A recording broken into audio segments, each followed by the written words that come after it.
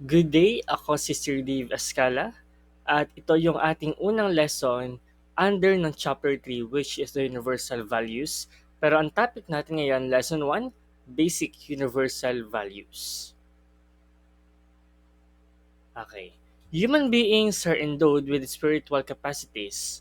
This is fact testified by the founder of all world religion as well as by one sages and philosophers throughout history.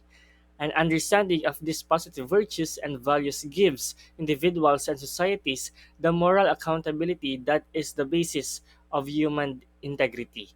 Mere knowledge of ideals and principles is not enough.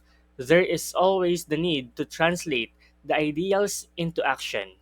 The development of civilization has occurred in a spiral pattern with seasons of enlightenment and periods of darkness.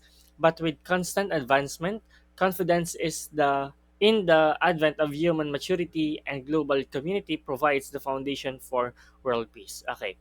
Human beings are endowed with spiritual capacities. Ang ibig sabihin nito ay may kakayahan tayong lahat na mag-isip, makaramdam at magpakatao. Hindi lang tayo biological beings, kundi may mga kakayahang spiritual at moral, and this is something that the founders of the world religions and philosophers throughout history have always pointed out. For example, si Confucius, ano, ah meron ding Buddha, and even the great philosophers like Plato and Aristotle, they all talk about these values that guide human life. But here's the thing, mere knowledge of ideals and principles is not enough. Hindi sapat na alam lang natin kung ano ang tama at mali. Kailangan itong maisabuhay, ipakita sa ating mga kilos at desisyon. It's like knowing that honesty is a virtue, but if we don't practice it, it holds no meaning. Kapag pinag-uusapan ang mga values, mahalaga ang moral accountability. Ano ba ang ibig sabihin nito? Ito yung pananagutan natin sa ating mga aksyon na ang mga ginagawa natin ay may epekto sa ating sarili at sa iba. These universal values give us a sense of integrity, a sense of responsibility na dapat nating pangalagaan. Let's take kindness as an example. Alam natin na ang pagiging mabait ay isang magandang katangian. Pero kapag sinubukan nating gawin ito sa araw-araw, kahit sa mga simpleng bagay tulad ng pagtulong sa klase o paggalang sa magulang, yun ang totoong kahulugan ng values. Hindi lang sa kaalaman, kundi sa gawa. Now, if we look at history, mapapansin natin na ang pag-unlad ng tao, ng civilization ay parang isang spiral. There are times of great enlightenment, yung mga panahon na ang daming progreso sa agham, sa sining at sa kultura, and there are also dark periods, mga ah, panahon ng gulo, digmaan at pagkawasak. However, despite these ups and downs, there has always been constant advancement. Lagi may progreso kahit na minsan mabagal. That's why we remain hopeful. We have this confidence that as human beings, we are growing towards maturity. Isang araw, maaabot din natin ang global community where values like peace, justice, and equality will prevail.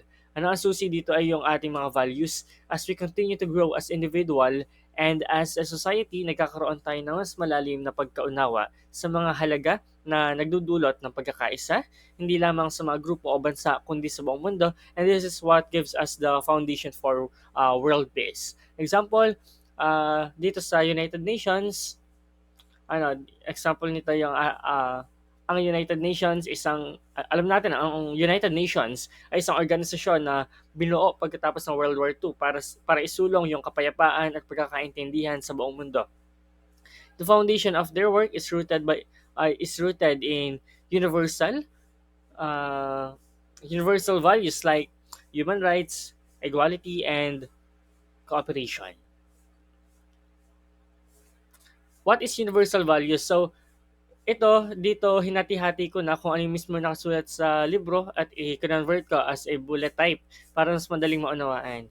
Okay, unahin natin. Let's define the values. Let's start by understanding what values are.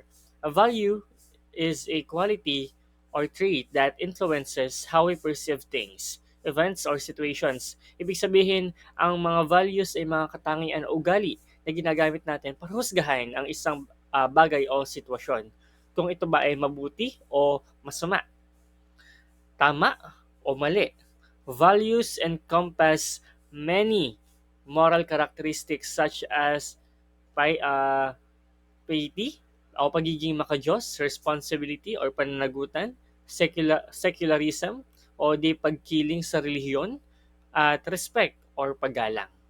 For example, if you value honesty, you're more likely to judge situations based on truthfulness. Kung mahalaga sa iyo ang katapatan, hindi mo matatanggap ang pagsisinungaling o pandaraya sa anumang sitwasyon. This is how values shape our perception and guide our actions. Next, i-define naman natin yung universal. I-define natin yung values, i-define na rin natin yung universal. Now, what do we mean by universal? Universal refers to what belongs to or relates to the universe. Or it's something that is common to all people. Pag sinabi natin universal, ang ibig sabihin nito ay para sa lahat. Isang bagay na pinaniniwalaan o tinatanggap ng lahat. Lahat ng tao o lahat ng grupo saan man sila naroroon. Okay, pagsamahin na natin what is universal values. So, when we say universal values, we are talking about values that are common or shared by all people regardless of culture or race or religion. Ito yung mga paniniwala o ugali na mahalaga para sa lahat ng tao kahit sa ang sulok ng mundo. For example, respect for human life is considered a universal value. Karamihan ng tao sa buong mundo ay naniniwala na mahalaga ang buhay ng bawat isa. Okay, challenge of defining universal values. However, here where it gets tricky. Values are inherently tied to morality and ethics, which can differ across individuals and cultures. Ang problema dito ay iba-iba ang mga values ng bawat kultura at tao. What might be considered a value in one society may not be seen the same way in another. But despite these differences, universal values have the distinct quality of being socially shared. Ibig sabihin, kahit magkaiba ang values ng bawat tao, mayroong mga paniniwala o ugali na tinatanggap ng karamihan ng tao bilang mahalaga o tama. For example, ang karapatan sa kalayaan or the right to freedom is a value that many societies uphold.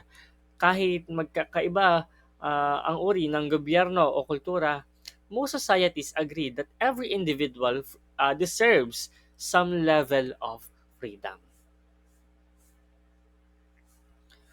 Okay, importance of universal values. Now, bakit mahalaga ang universal values? They create a foundation for shared norms and behaviors in societies, helping to promote peace and harmony. Universal values guide us towards creating a more just and cooperative world.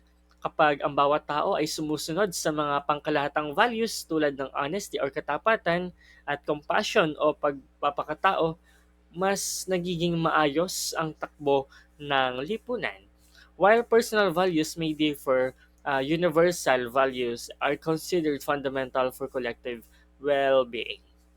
Kaya nga, kahit magkaiba tayo ng personal na paniniwala, ang mga universal values ang nagsisilbing gabay natin para mabuhay ng mapayapa at makatao. For example, in international relations, ang respect for human rights is a universal value even if different countries have their own cultures. Most nations agree that every person has certain basic rights tulad ng karapatang mabuhay, karapatang makapagsalita at karapatang maging malaya. Okay, Squart's concept of universal values.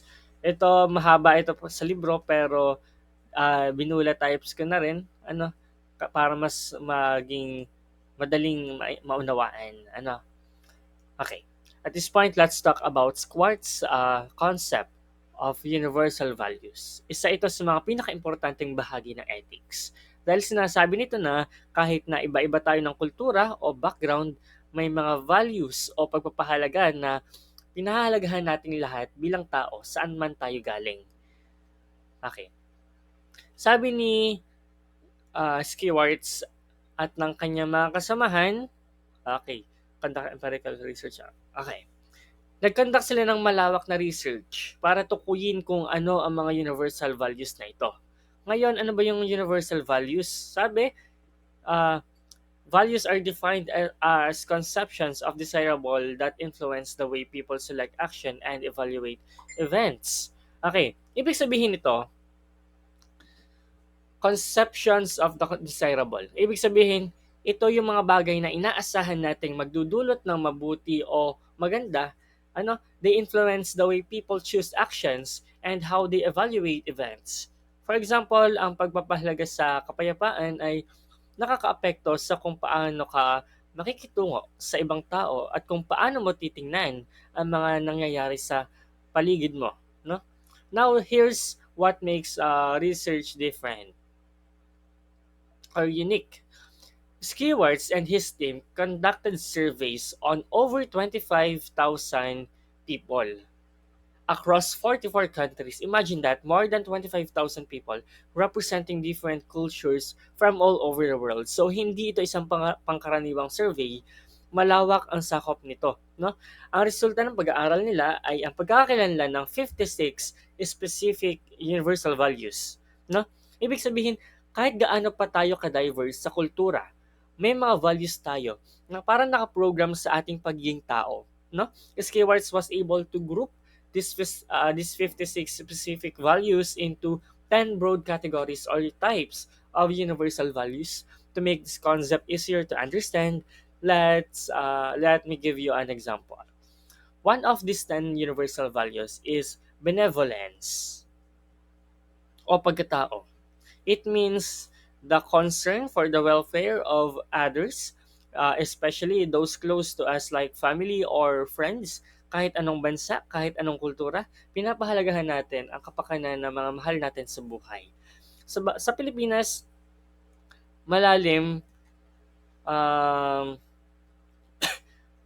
makikita natin na makikita natin ito as malalim na pagpapahalaga sa pamilya, di ba? Sa ibang kultura, iba man ang paraan nila, pero nandyan pa rin yung parehong values. Another example is security or seguridad. This means, uh, this refers to the value we place on safety and stability in society. Halos lahat ng tao saan mang panig ng mundo gusto ng kaayusan at kapanatagan ng buhay. That's why laws, rules, and government exist to maintain security and order.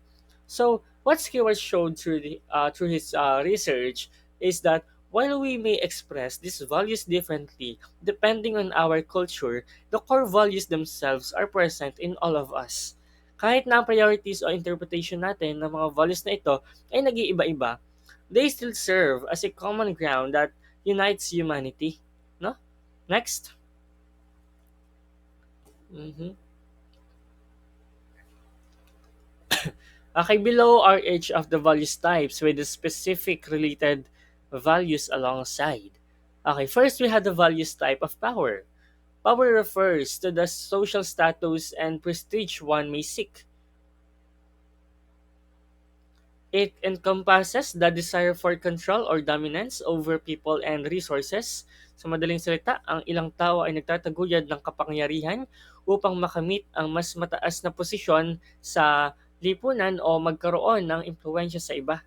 For example, a corporate leader might prioritize gaining more power to ensure their company's dominance in the market.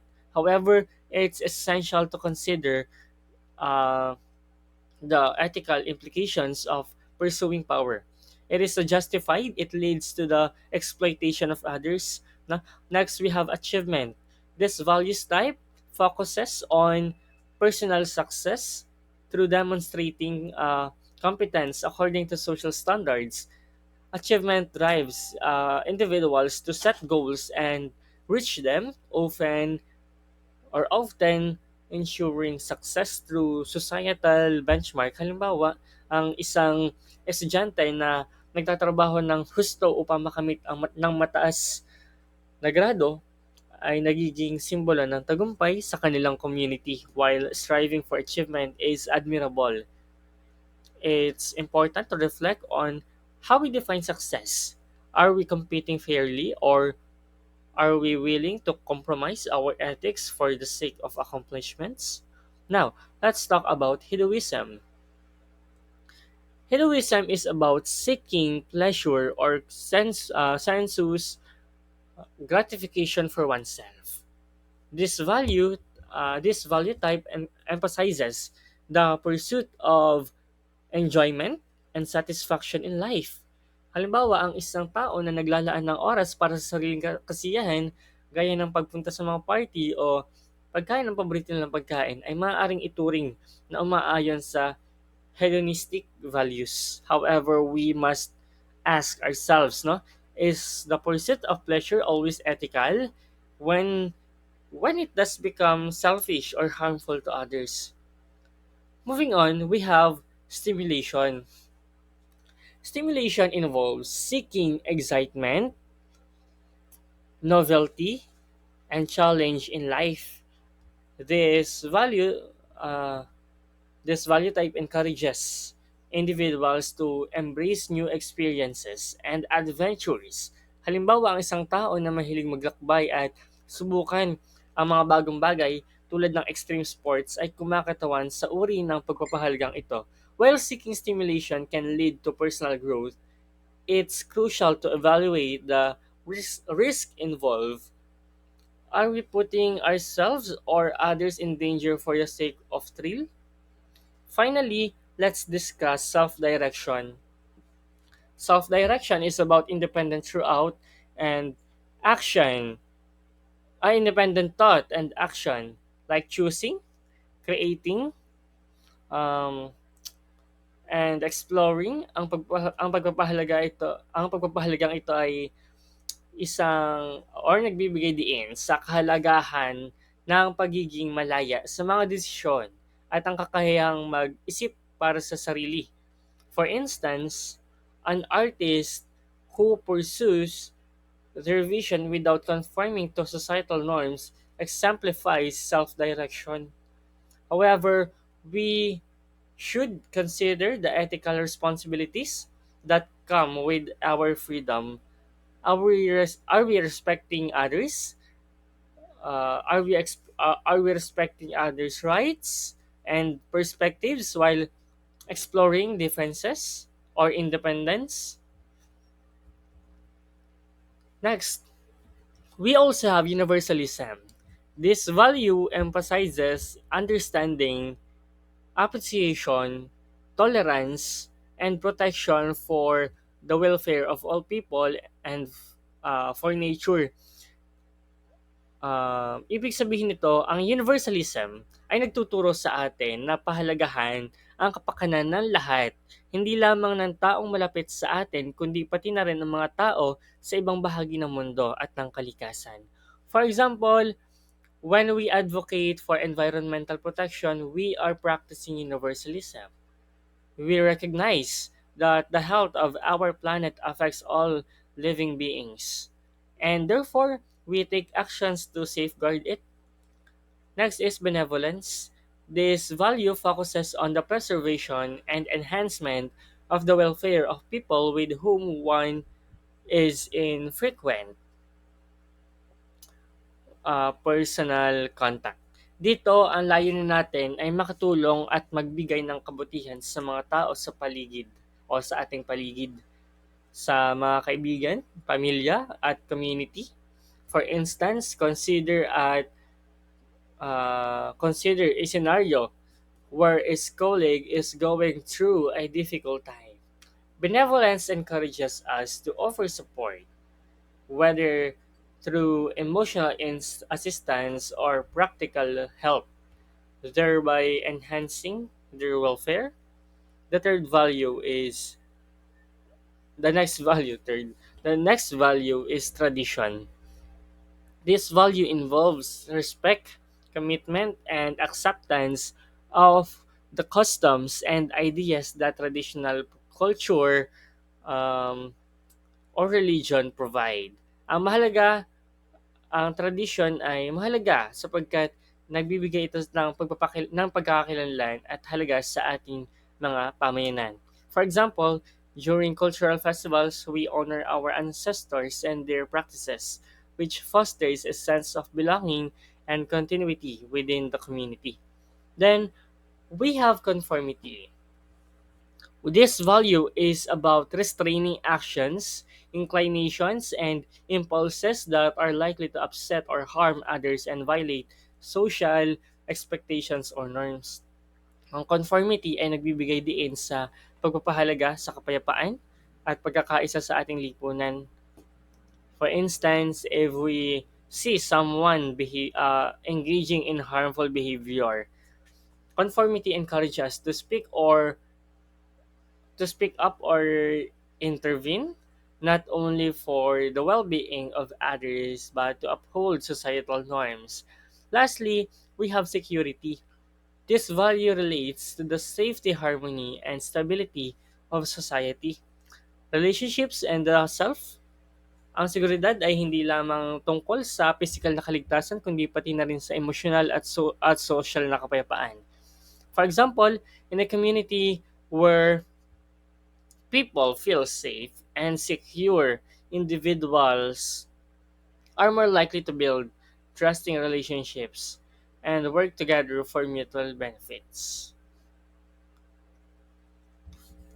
Okay. Skillwords also considered a possible 11th universal value spiritual. This is the pursuit of finding meaning in life, but it doesn't seem to be recognized in in all cultures. The spirituality can take many forms, whether through religion, philosophy, or personal reflection, kahit na hindi ito kilala o kinikilala ng lahat, mahalaga pa rin isaalang-alang ang ating spiritual na pangangailangan. Okay, UN Charter on Universal Values. First, we have core values outlined in the UN Charter, significance in promoting universal human rights and social justice. First, let's discuss the core values in the UN Charter. At the heart of UN's mission is a profound respect for fundamental human rights. This means recognizing and upholding the inherent dignity of every individual, regardless of their background. For instance, when we advocate for the right or of marginalized communities, we are embodying this respect for human rights. Mahalaga ito dahil nagpapakita ito ng ating pagkakilala sa halaga ng bawat tao. Another core values is the commitment to social justice and the human dignity.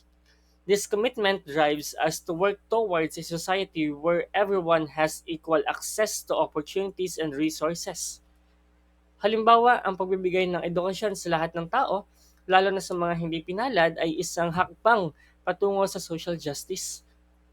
Another, the UN Charter emphasizes the equal rights for both men and women. This principle is crucial in fostering an equitable society where everyone, regardless of gender, can thrive.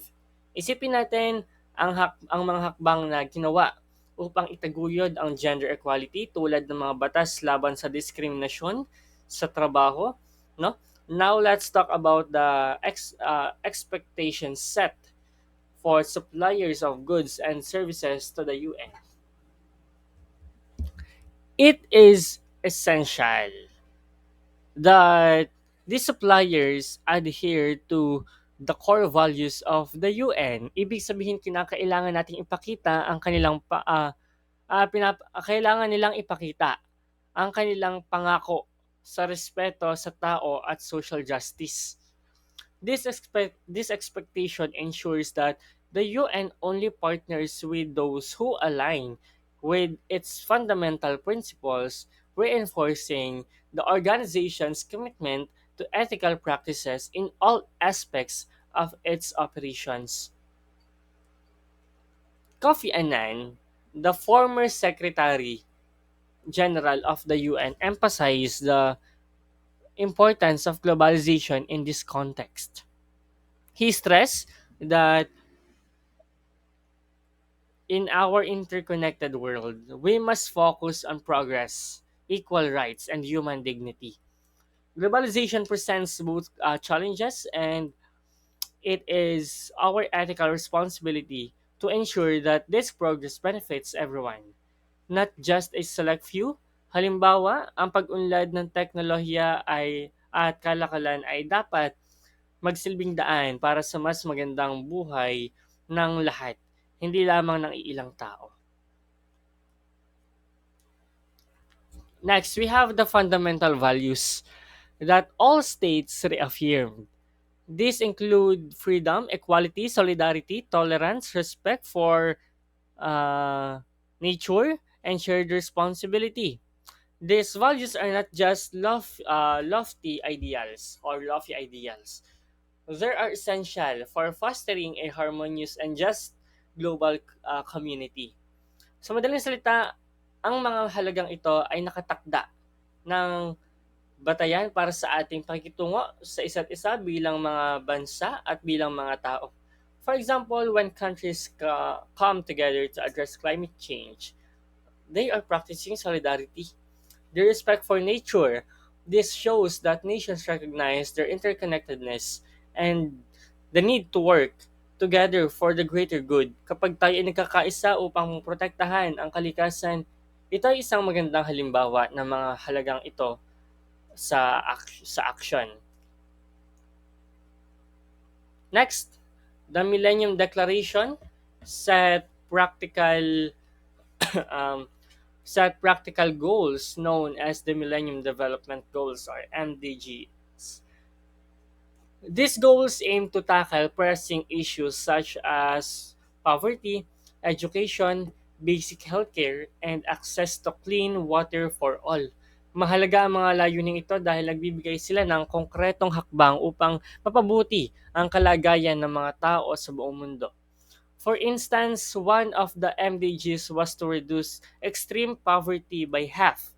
This goal challenged no nations to take actions recognizing that everyone deserves a decent standard of living. However, we must also consider the impact of globalization on these universal values. While globalization has connected nations and cultures like never before, it has also brought challenges. The globalization are often unequal shared. Ito ay nagdudulot ng hindi pantay na kayamanan at kapangyarihan sa pagitan ng mga bansa at kahit sa loob ng mga lipunan. For example, while some countries have experienced economic growth and technological advancements, others have fallen behind, leading to increased disparities. Minsan, ang mga bansa na hindi nakikinabang sa globalisasyon ay nagiging mas mahirap at ang kanilang mga tao ay nagdurusa dahil sa mm, kakulangan ng oportunidad. This situation raises important ethical questions about our shared responsibilities and how we can work toward a more equitable world. Let us now discuss some of the basic universal human values that are essential for fostering a meaningful and ethical life. These values have served as the foundation for every human being to realize and maintain the core values of the life, love, and happiness.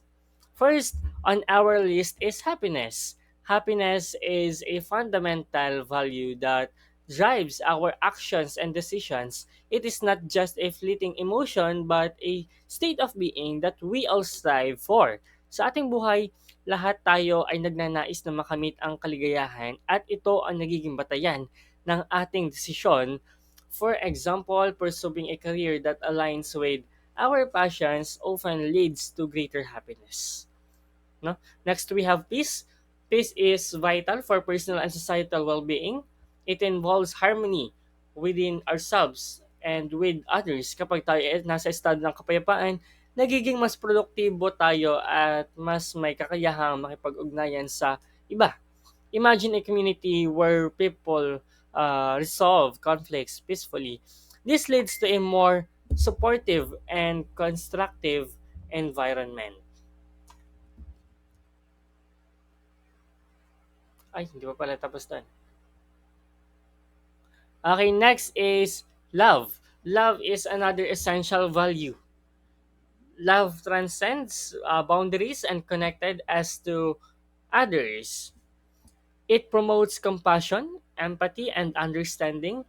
Sa pamamagitan ng pag-ibig, nagiging mas mabuti ang ating mga relasyon at nagkakaroon tayo ng mas malalim na connection sa ating kapwa. For example, when we support a friend in need, we demonstrate love and strengthen our bond. Then we have freedom. Freedom is crucial for personal development and self-expression. It allows individuals to pursue their goals and aspirations without oppression. No? Mahalaga ang kalayaan dahil ito ay nagbibigay daan sa atin upang ipahayag ang ating mga saloobin at pangarap. For instance, the ability to choose our career path reflects our freedom. Safety is another critical value. Uh, it encompasses both physical and emotional well-being. It is essential for individuals to feel secure in their environments.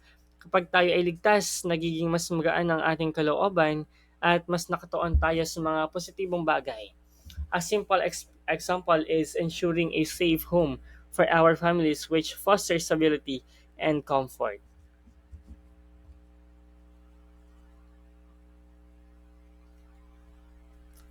Next is intelligence.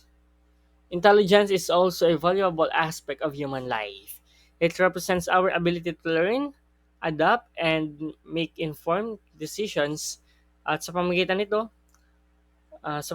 ng kaalaman, nagiging mas mahusay tayo sa pag-unawa sa mundo at sa ating mga desisyon. Next is human respect. Human respect is essential in our interactions. Respect for others is fundamental to building a healthy relationships and fostering cooperation.